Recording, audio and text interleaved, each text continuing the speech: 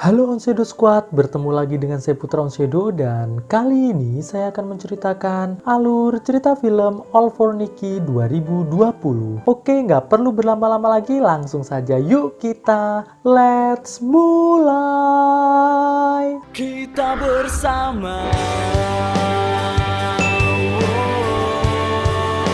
Suatu malam, terdengar seorang pemuda yang sedang menelpon 911. Dengan sangat panik, ia melaporkan bahwa kekasihnya saat ini sedang tergeletak di lantai tidak sadarkan diri. Sedangkan dirinya kini sedang mengalami luka di perutnya karena diserang oleh kekasihnya tersebut. Ini adalah Kyle. Kyle ini adalah pemuda yang tadi menelpon 911. Terlihat Kyle yang masih berusaha menenangkan diri, mulai mengkonsumsi narkocoy berharap bisa membuatnya tenang. Tidak selang berapa lama, terdengar bel pintu berbunyi. Kyle yang mendengar hal tersebut langsung menuju pintu. Dan terlihat ada dua orang petugas dari 911 sudah berdiri di depan pintu. Salah satu petugas yang bernama Markus lantas bertanya pada Kyle, apakah benar ia adalah Jasper yang telah menelpon 911? Kyle pun menjawab, ya, aku adalah Jasper. Jadi, tadi saat Kyle menelpon 911, ia menggunakan nama Jasper. Dan siapakah itu Jasper? Nanti kita akan tahu di tengah cerita. Oke, kita lanjut dulu guys. Setelah Markus dan teman yang bernama Tom masuk, Markus lantas meminta pada Kyle agar segera mematikan musik yang ada di ruangan tersebut. Saat Markus sedang memeriksa kekasih Kyle yang bernama Nikki, Markus bertanya pada Kyle, apa yang terjadi? Kyle pun menjawab bahwa saat tadi ia terluka, tiba-tiba Nikki langsung tak sadarkan diri. Tidak selang berapa lama, Nikki pun akhirnya sadar, lantas bertanya, apa yang terjadi? Markus pun mencoba menjelaskan bahwa ia dan Tom adalah petugas dari 911. Mendengar hal tersebut, Nikki pun lantas meminta Markus dan Tom untuk segera keluar dari rumahnya. Setelah itu, Nikki mulai menyalahkan Kyle karena semua yang telah terjadi adalah kesalahan dari Kyle. Nikki mengatakan jika Kyle berhenti mengkonsumsi narkocoy, pastinya semua hal tersebut tidak akan pernah terjadi. Kyle yang tidak terima disalahkan oleh Nikki, lantas mencoba untuk membela diri. Alhasil, pertengkaran antara Kyle dan Nikki pun tak terhindarkan. Di sela-sela pertengkaran Nikki dan Kyle, Markus pun mengatakan bahwa ia meminta untuk Nikki dan Kyle segera menandatangani berkas laporan yang sedang ia bawa. Namun Nikki yang mendengar hal tersebut menolak untuk menandatanganinya. Nikki malah justru menawari Markus dan Tom sejumlah uang tanpa harus menandatangani berkas laporan tersebut. Awalnya Markus menolak, namun saat Tom tiba-tiba menyebutkan angka $10.000 dan langsung disetujui oleh Nikki, alhasil Markus pun setuju dengan keputusan Tom tersebut. Nikki pun langsung bergegas menuju ke kamar untuk mengambil uangnya. Di ruang tamu, Kyle yang masih melayang karena narkocoy terus mengoceh yang mengakibatkan perutnya kembali mengeluarkan darah. Tidak selang berapa lama, Nikki datang dengan membawa uang. Namun saat Nikki melihat darah Kyle kembali mengalir, ia pun seketika langsung pingsan kembali. Markus yang melihat Nikki akan selalu pingsan jika melihat darah, lantas menawarkan pada Kyle untuk membantu memerban lukanya. Dan Kyle pun menjawab, oke bro. Lalu Markus dan Tom pun bergegas menuju ke mobil untuk mengambilkan kotak P3K. Setelah Markus dan Tom pergi, Kyle lantas mengatakan pada Nikki yang sedang pingsan bahwa ia berjanji akan mengembalikan uang Jasper yang telah diberikan kepada petugas 911 tersebut. Sampai di sini akhirnya kita tahu bahwa rumah dan semua harta yang ada di dalam rumah tersebut adalah milik dari Jasper. Tapi siapa itu Jasper? Kita akan lanjut dulu guys supaya tahu siapa itu Jasper. Oke guys, tidak selang berapa lama Markus datang dan langsung mengeluarkan sebuah suntikan. Tanpa rasa curiga sedikit pun, Kyle pun mengikuti semua perkataan Markus. Namun Kyle mulai kembali panik saat Markus sudah menempelkan jarum suntik ke tangan Kyle sembari mengatakan bahwa isi dari suntikan tersebut adalah ramuan yang mampu membuat manusia tewas seketika. Kyle pun lantas bertanya untuk apa Markus ingin membunuhnya. Markus pun menjawab bahwa ia dan Tom menginginkan semua uang yang ada di rumah tersebut. Tidak selang berapa lama, Nicky pun kembali siuman. Lalu Kyle mengatakan pada Nicky bahwa Tom dan Marcus ingin semua uang yang ada di rumah tersebut. Karena tidak ada pilihan lain, Nicky pun akhirnya mengajak Tom untuk masuk ke dalam kamar Jasper. Namun saat brankas telah terbuka, bukannya mengambil uang, Nicky malah justru mengambil sebuah senjata yang langsung diarahkan ke kepala Tom. Namun Tom yang sudah mengetahui kelemahan dari Nicky, langsung mengambil sebilah pisau dan mengeluarkan sedikit darah di tangannya. Alhasil Nicky pun akhirnya kembali pingsan. Sedangkan di ruang tamu, Kyle yang melihat Marcus lengah langsung mendorong Marcus sampai jatuh.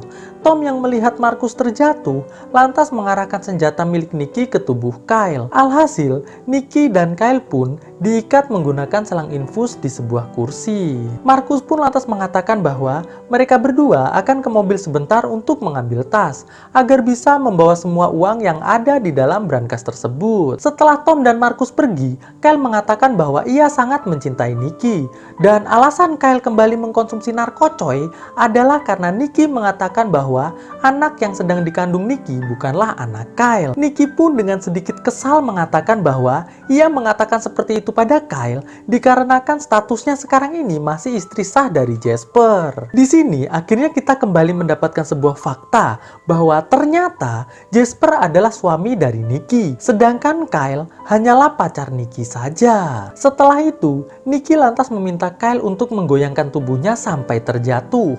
Setelah terjatuh, Nicky lantas mengambil sebuah pecahan kaca yang ada di lantai dan menggunakan pecahan tersebut untuk melepaskan diri dari ikatan. Namun setelah mereka berdua terlepas, Tom datang. Kyle yang melihat hal tersebut langsung menyerang Tom sampai tumbang. Marcus yang melihat senjata Tom terjatuh di lantai berusaha untuk mengambilnya. Namun sayang, senjata tersebut sudah lebih dahulu diambil oleh Nicky.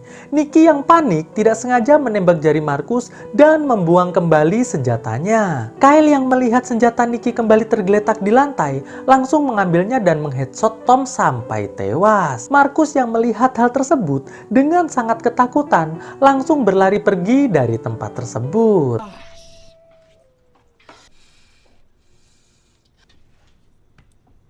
Setelah Marcus pergi, Nicky dan Kyle yang sedang menenangkan diri di ruang tamu, tiba-tiba Nicky yang teringat tentang cincin pernikahannya langsung bergegas lari masuk ke dalam kamar. Nicky yang tidak menemukan cincin pernikahannya mulai sangat panik.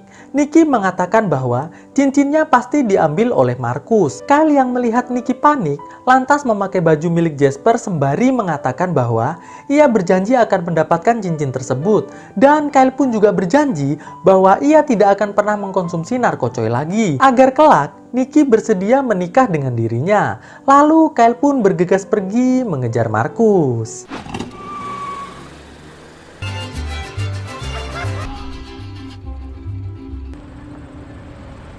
Sesampainya Kyle di depan kantor pemadam kebakaran tempat Marcus bekerja, ia lantas menelpon kantor tersebut untuk melaporkan bahwa ada kebakaran di pusat kota. Setelah para pemadam pergi menuju ke pusat kota, Kyle dengan menggunakan topeng lantas masuk ke kantor pemadam tersebut. Dan alangkah terkejutnya Kyle, ternyata di dalam kantor tersebut masih tersisa 2 orang penjaga kantor. Alhasil Kyle pun langsung mengarahkan senjatanya ke kedua orang penjaga tersebut dan mengikatnya di kursi. Setelah itu, Kyle lantas menuju ke ruangan berkas karyawan untuk mencari informasi alamat rumah Marcus. Dan setelah mendapatkannya, Kyle pun langsung bergegas menuju ke rumah Marcus. Di rumah Jasper, Nicky mendapatkan telepon dari Jasper bahwa ia sedang menuju pulang ke rumah. Nicky pun bertanya, ada apa dengan konsernya? Jasper pun menjawab bahwa bandnya tidak jadi konser dikarenakan ada beberapa panitia yang salah mengatur jadwal. Jasper pun menambahkan bahwa ia akan sampai di rumah sekitar 3 jam lagi. Mendengar hal tersebut, Nicky pun terlihat semakin panik. Sesampainya di rumah Marcus, Kyle pun lantas mengetuk pintu. Saat pintu dibuka, dengan mengarahkan senjata ke istri Marcus, Kyle pun lantas masuk ke dalam rumah tersebut dan mulai mengancam anak dan istri Marcus agar tidak berteriak. Tidak selang berapa lama, bel pintu berbunyi. Kyle pun lantas bergegas untuk membuka pintu. Dan alangkah terkejutnya Kyle, ternyata itu adalah Nicky. Nicky mengatakan bahwa ia tahu alamat Markus dari dompet Markus yang ketinggalan di rumahnya. Di ruang tamu, Nicky dan Kyle kembali bertengkar, dikarenakan Jasper akan segera pulang. Namun Kyle belum juga berhasil mendapatkan cincin pernikahannya. Anak Markus yang melihat pertengkaran mereka mulai ikut campur dengan pembahasan Nicky dengan Kyle. Kyle yang emosi karena anak Markus yang bernama Zack terus ikut campur, mulai mengarahkan senjatanya ke arah Zack. Istri Markus yang melihat hal tersebut langsung menyerang Kyle menggunakan pisau kecil sampai jatuh. Zack yang melihat ibunya gagal menusukkan pisau tersebut ke tubuh Kyle langsung mengambil pisau tersebut dan mencoba menyerang Kyle. Namun sayang, pisau tersebut malah justru mengenai tubuh ibu Zack. Saat kekacauan terjadi, terlihat Markus datang. Kyle yang melihat Markus langsung mengarahkan senjata ke arah Markus sembari bertanya tentang cincin milik Nicky. Markus pun lantas menolong istrinya terlebih dahulu. Setelah selesai, Markus lantas mengajak Nicky berserta Kyle menuju dapur untuk berbicara. Sesampainya di dapur, Markus mengatakan bahwa ia tidak membawa cincin tersebut. Namun ada kemungkinan bahwa Tom lah yang mengambil cincin tersebut dari kamar Nicky. Dikarenakan hanya Tom saja yang pernah masuk ke dalam kamar Nicky. Mendengar hal tersebut, Nicky pun mengatakan bahwa tubuh Tom sekarang sedang berada di bagasi mobilnya. Alhasil, mereka pun bergegas menuju ke tempat mobil Nicky diparkir. Namun sial, ternyata mobil Nicky sudah tidak ada di depan rumah Markus. Markus pun mengatakan bahwa kemungkinan besar mobil Nicky diderek oleh petugas derek. Dikarenakan Nicky parkir tidak pada tempatnya. Markus yang tidak mau disalahkan atas meninggalnya Tom jika nanti tubuh Tom ditemukan oleh petugas derek, lantas memberikan saran agar mereka semua segera menuju ke kantor derek untuk menebus mobil Nicky. Alhasil, Markus, Kyle, dan Nicky pun bergegas menuju ke kantor derek menggunakan mobil ambulan. Sesampainya di sana, Markus lantas mengatakan pada petugas derek bahwa ia ingin mengambil mobil milik Nicky. Nicky pun lantas menunjukkan STNK dan SIM-nya agar petugas derek tersebut percaya bahwa mobil tersebut memanglah milik Nicky. Sedangkan di dalam ambulan, Zack yang tanpa sepengetahuan ayahnya ternyata ikut di dalam mobil ambulan tersebut mulai bertanya kepada Kyle tentang siapa itu Jasper. Kyle pun menjawab bahwa Jasper adalah seorang musisi terkenal dan Kyle adalah seseorang yang selalu menciptakan lagu untuk band milik Jasper. Mendengar hal tersebut, Zack pun hanya bisa bengong saja. Di tempat penyitaan mobil, petugas derek mengatakan bahwa ia akan memeriksa bagasi mobil Nicky terlebih dahulu untuk memastikan bahwa tidak ada barang-barang terlarang di dalamnya. Terlihat Markus dan Nicky mulai sangat panik. Namun saat petugas membuka bagasi mobil, alangkah terkejutnya Markus dan Nicky. Ternyata tubuh Tom sudah tidak ada di bagasi tersebut. Tidak selang berapa lama, tiba-tiba muncul seorang wanita bernama Tania, langsung menembakkan senapannya ke udara.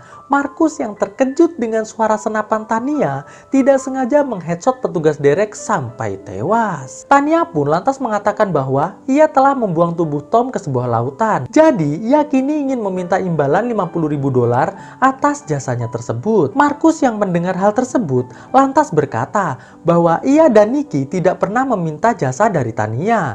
Tania pun mengatakan bahwa itu tidak penting. Yang terpenting sekarang adalah Markus dan Nicky harus memberinya $50.000 karena jika tidak, ia akan membuang tubuh Nicky dan Markus ke lautan juga. Tidak lama berselang, Kyle muncul. Tania yang melihat Kyle muncul mencoba untuk menembak Kyle, namun gagal. Nicky yang melihat ada kesempatan langsung mengheadshot Tania sampai tewas. Setelah Tania tewas, mereka pun langsung memasukkan tubuh Tania ke dalam ambulan dan segera kembali menuju ke rumah Nicky. Sesampainya di rumah, Markus yang hendak masuk ke dalam rumah tiba-tiba diserang oleh Jasper sampai pingsan. Sedangkan Jasper yang melihat Kyle memakai bajunya langsung menyerang Kyle juga sampai pingsan. Setelah Kyle dan Markus sadar, mereka melihat Jasper yang membawa senjata sedang mengobrol dengan Nicky. Di sini, Jasper yang akhirnya mengetahui bahwa Kyle telah bercocok tanam dengan Nicky mulai berniat untuk membunuh Nicky. Namun saat Jasper hendak menarik pelatuknya, tiba-tiba dari belakang Zack muncul sembari mengarahkan senjata pada Jasper. Jasper yang melihat ke arah Zack langsung diheadshot oleh Nicky sampai tewas. tewas. Setelah itu, Nikki pun lantas mengatakan pada Kyle bahwa ia sangat mencintai Kyle. Nikki pun juga mengatakan bahwa anak yang sedang ia kandung saat ini adalah anak Kyle, bukan anak Jasper.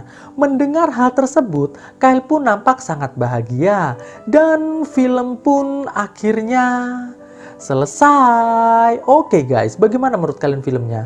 Kalau menurut gua sih kalian harus nonton ya, harus nonton langsung karena di sini banyak sekali adegan-adegan yang kocak, lucu gitu. Soalnya si Kyle ini guys ya, adalah pria yang kurang cerdas guys ya, bisa dibilang ya kurang cucok lah ya, dia kurang cerdas. Jadi banyak sekali kekacauan-kekacauan yang dia ciptakan pada saat di rumahnya Markus, pada saat 911 datang. Pokoknya dia melakukan hal-hal yang konyol gitu guys. Kalau yang paling lucu itu pas di rumahnya Markus, dia itu malah seperti dia yang disandra oleh anak dan istrinya Markus, bukan dia yang menyandra anak dan istrinya Markus guys. Pokoknya kocak banget lah. Oke guys, thanks for watching this video and stay on Shadow Squad. Enjoy your life like a king guys. Ketemu lagi dengan saya di video gue selanjutnya tentunya ya. Oke, gua saya bodo amat, yang penting kalian ngerti ya. Oke guys, thanks for watching this video and bye guys. Melangkah bersama, cahayamu terangi jalanku, menujumu inginkan kembali seperti dahulu, menyatukan rindu hanya untukmu. Terasa begitu dalamku, rasakan cintamu padaku sesempurna dirimu. Pastikan bahagia saat bersamamu, karena hanya engkau yang sempurna. Ku takkan berubah, ku hanya inginkanmu yang selalu damaikan hidupku. Inginkan kembali seperti